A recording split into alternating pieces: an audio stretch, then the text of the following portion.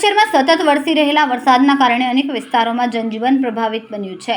भारे वरसादना पगले खाड़ीनुं जळस्तर वधता पाणी रस्ता पर फरी वळ्या छे।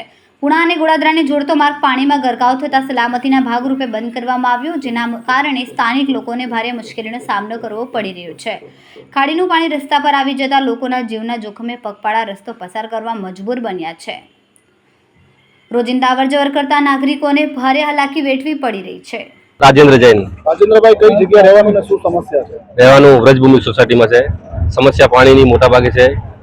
અઠવાડિયામાં 3 વાર પાણી આવી ગયું, 2 થી 3 વખત, ને બાકી સમસ્યા તો છે જ અમે પાણીની। પ્રશાસન દ્વારા કેવી સહાય કરવામાં આવી? પ્રશાસન દ્વારા કોઈ સહાયમાં કંઈ નથી। એક ટ્રેક્ટર છે ખાલી આવર જવર માટે, બાકી કોઈ સહાયતા નથી।